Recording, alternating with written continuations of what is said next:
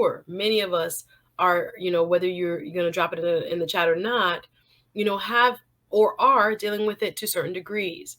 So to hear someone who is now, you are fully legally blind now?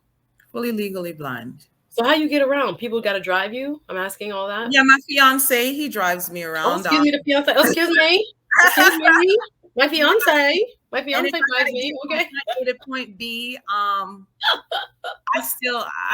still very much independent. I took a course with what was it? It's a division of blind services. So that was a fear of mine. I didn't want to take these classes. I didn't want to acknowledge, oh my God, I'm blind. The state knows it, it's acknowledged through the state privately, but I didn't want to acknowledge it. And taking that course was everything. I even joined the Beat Baseball League, which is for blind people. It's a beat baseball. So the baseball beeps when it's coming towards you. So if I can't see it, I can hear really well. My hearing is exceptional. So I was really great at that. I'm like, hold up, I'm watching. I don't want to make light of it, but I'm imagining blind people playing baseball, and I'm like, wait a minute, cool. What's really happening? Really cool. That is cool. Yeah, because you're only depending on our hearing. Absolutely. And that for me was me embracing who I was. Not embracing negativity, but embracing who I was and embracing that I can still exist in a community, even though I wasn't totally blind. I'm still blind enough to have accommodations anywhere I go. Once it's, it is. Sorry, I'm laughing because Christopher to 9. Yeah. He's talking about checking out Susie says the NFL games are whack. Well, I'm glad I'm your backup, bro. I'm glad.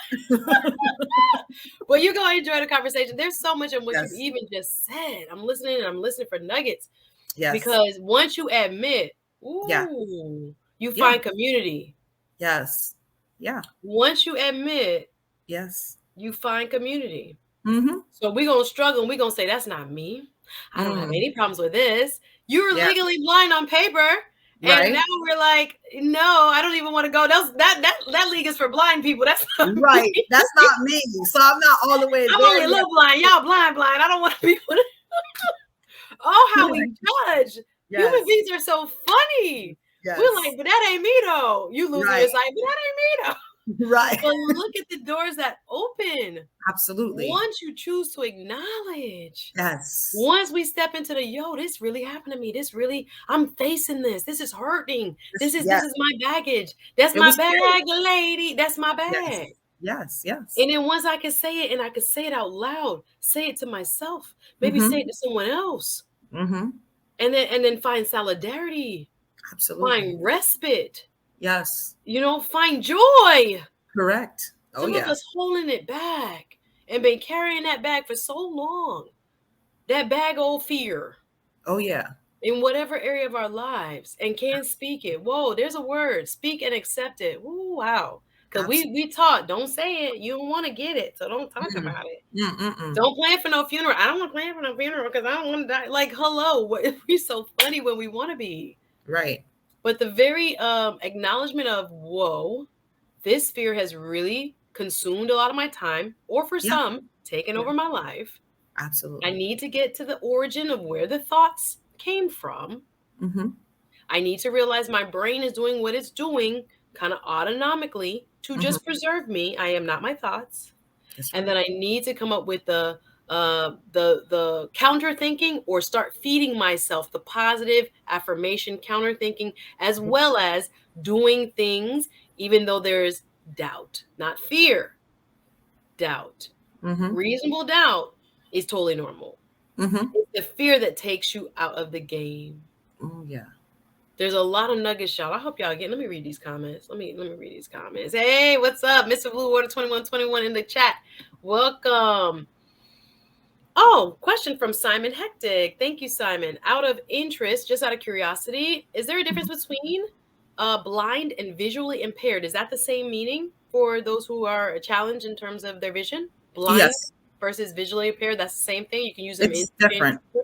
So if you're visually impaired, you're not necessarily legally blind. I was visually impaired for a while, and then I became legally blind. Okay, so it's a degree. Yeah. So impairment means maybe some of your vision is gone, but then there's a Right. threshold you must meet in order to be legally blind. Thank you Correct. for that. Thank you. Thank Yes. you. All right. Great question, Simon. Grandma 11. Listening to this conversation has made me so grateful. I can remember the whole white knuckle fear of heart surgery, and here I am. God is so good. Mm. I Wow. have. I'm not even going to talk about all my family because I said I wasn't going to talk about my family on YouTube, but I have a loved one who is also in need of a surgery. Mm. And when I see her suffer the fear of the surgery, I'm like, look how much better. Or, anything could happen in surgery. We know surgery has a risk of death, Yeah. especially heart surgery. And I've met a couple people whose like loved one, passed away after getting like a stent. So I'm not saying, there's no danger. Once you cut into your body, there's a danger. But we take calculated risks. That's right. And the risk of dying of whatever she has is actually pretty high too. So I can't make any decisions for anyone. I would love her to even watch this because sometimes I'm like, God, Lee, God, it's only for you to tell her. I can't tell her Mm. what to do. But I just think about, especially when it comes to these type of things like surgeries, it can be very difficult to differentiate between what is reasonable doubt, and what is fear. Mm-hmm.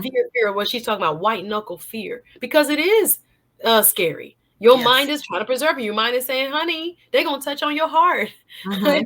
My mom would talk about how she held the heart in her hand. I'm like, this is real. They open heart surgery. Now they don't do it as much, but you Yes. use stents and things, and you use like robotics. They try not to Yeah. cut you, but it's still touching your organs. Right. Well, this is huge. But I hear you. So that's going to help somebody right now. Thank you, Grandma of 11. Now look here. Lord Lovesmith says, Suzette speaks, where's my dinner? I hope you cook some brown stew, chicken, and rice and beans. Now, you know what? I'm never going to answer that. I have not made, I was actually going to pick up something. I brought groceries. I use a wonderful lady here who does kind of like a meal prep service. And she's sick this week. I had to run to the grocery store this morning. I was like, I got to cook. So I'll be making shrimp. I'm not sure what kind. Uh, Mm-hmm. I got my sweet potatoes on deck. No rice and peas today. I was like, this week is gonna be a sweet potato week because I'm not gonna have my meal service. So I bought 2 bags of sweet potatoes. I'm about to go roast one and then maybe bacon and mash during later in the week. But yeah, thinking about that food, huh? Yeah, we get a little hungry here. Yes. Mm. Juana says, or she might say Juana, but I say Juana. Okay. Says, yes, tell your mind what to think. You have the power. Trust it. I Yes. tell myself that's a lie. When I hear certain things, I'm like, "Woo, that's a lie." No. You know what I do this for? My Yes. fear is in friendships. Y'all Mm. ever have these fears and assuming if you let someone down, they're not gonna be your friend no more? I used Right. to be like that big time. I used to be like so afraid of letting people down. I guess that's the other part of the fear. And being so like scared to like say no Yeah. or just to disappoint in whatever way a Mm-hmm. friend. I was really big on that because again, I don't have a romantic relationship. So Right. friendships mean a lot to me. So being able to, be flexible with them and do all that, I was always very fearful. Now I'm just like, you got to love me for me. I'm going to be a friend, Mm-hmm. but I'm not going to like put myself in positions where, I'm dead tired and I'm like trying to do this for you and trying to do that. No, I have to actually do some of my own self-care. And that That's has come with maturity as well. I see you, Nadine. Thank you. We can do all things through Christ who gives us strength. I hear you, sis. Couldn't agree more.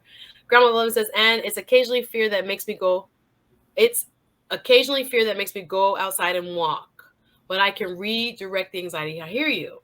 So arresting the thought for some people looks like just bringing to your mind a counter thought that is the opposite of what you're hearing. that's right. The girl, he ain't gonna like you. Girl, you too fat to do this, or girl, you this and that. The fear of. He said you have to counter it in that moment. Mm-hmm. The lion again, where's no lion. So the big fear now is the job and all these things have Right. outsized, impacts on us in Yes. terms of us, navigating the politics of work. And we now, going through all these things. And Mm-hmm. it's now we're applying those same survival tactics to like, corporate stuff, Western style problems, or you say first world problems. That's what we're like. That's the new lion. So Yes. these outsized feelings about decisions at work, decisions in other spaces, it can be kind of imbalancing. Were you gonna add it? Were you gonna add something there? Oh, me? Well, Yeah. actually, the only thing I wanted to just say to our listening audience is that fear keeps us at a mediocre level. Mm. So if you find that you're living a mediocre life, a life that is beneath your potential that you know you have inside, it is fear that's debilitating you. So if you can push past that fear, or in spite of just coming on the show, I had a slight anxiety because it's just like I'm anxious. I want to, oh my God, I want to really connect. I really want to help someone today. And sometimes I get a little nervous, but I combat that fear with a thought that no, you have something to say. You have something to share. Someone will value what you have to say. So always combat that negative thought with the reverse and say something positive to yourself. Understand that fear is paralyzing. So don't allow anything to cripple you and to keep you in the same position that you have been in for whatever amount of time you've been counting. Whatever it is that you're trying to do, it is the potential is already inside of you. It's already there. You already have access to it. You just have not yet unlocked that door because you are scared of either rejection, you're scared of the, possibility of just greatness. Some of us are afraid of our own greatness. And I just want to say that Some people scared of success. that's it. I'm afraid I'm gonna blow up and it's really gonna go well. What am I gonna do? You're gonna do you. Excuse me. Ding dong, ding dong, ding dong, ding dong. That's you, Suzette. You're gonna blow up. Listen, it has been a struggle for me. Yes. Yes. Yes. And What if you blow up? What if you this? What if you that? It's fine. What if it's great? Yeah. And as you said, right up until the moment you coming on the show, I'm not gonna have nothing to say. Nobody's gonna listen to me. You gotta arrest them thoughts, meaning counteracting that. She's saying, this is a word, y'all. Absolutely. Right in that moment, before the interview, say out loud, shut up. I will be good. Yeah, that's right. I don't want to hear it. They say don't answer back, but just say it. You gotta talk back. Sometimes you gotta talk back to yourself. We can do all things. Oh, I went too far back. Yes. I think I was here. Okay. The best way to be the fear of dying is to know that God is on the other side. Rejoice. Meal prep on deck. You know it. What's up? Now I gotta be my own meal prepper. I'm fine with it. 2 bags of shrimp. Are they clean? Yeah, I gotta clean them. So yeah, it'll be probably tomorrow before. So that's why I take out tonight, and then we'll do real cooking tomorrow. Yes, people pleasing. People want to be down. And that's a big one for women, especially. People pleasing is not a joke. The J is pronounced, so I'm gonna say Juana. Okay, I hope I get it right. Devil is a lie. Tell that mind it's something else going on. Not you. Not today. Not today. You're not gonna have me today. Wake up. Play positive music. Anything that can counteract that thought. Start getting yourself, once you start feeling that downness and that heaviness and that depressive state coming, try to counteract it. Play a podcast. Listen to something positive. Get your favorite music on. It's hard to hear, I'm happy, and still hold that mood. It's so funny how the emotion, then the thoughts follow, then the action follows. So you have to get emotions. Sometimes we give them too much power, too much credit. Absolutely. So oftentimes the negativity and the fear comes from the emotional state we're in. Well, you can control how you set your emotional table. You know what? When I see the mailman, that pisses me off. I'm not going out there until he drops the mail off. And now, because there's just 1 or 2 little people in your life that you're like, wait a minute, you try to rob me of my joy. You trying to take me out of my positive state of mind. That's right. And so if whether it's husbands, whether it's wives, whether it's kids, I'm just saying control the controllables. So when there are moments where you are feeling this heaviness, or this triggers me, or like I said, even I'm trying to think of a practical situation in my life right now. It's not the mailman, but you just know there are certain triggers. Don't let that person throw you off. You try to intercept or what we say, proactive before. Set the emotional tone before. Yes. You step into that job. You step into that conversation. You deal with that friend. You deal with that loved one. That's right. And if it doesn't work for you, what would we just say? It maybe not be deuces forever, but it could be just deuces for right now. You are not. I heard one of my guests earlier. I think it was who was that said it? You're just not vibrating where I'm vibrating right now. Ooh. I'm not mad at you. Your vibration too I low. don't hate you. I don't even wish nothing bad.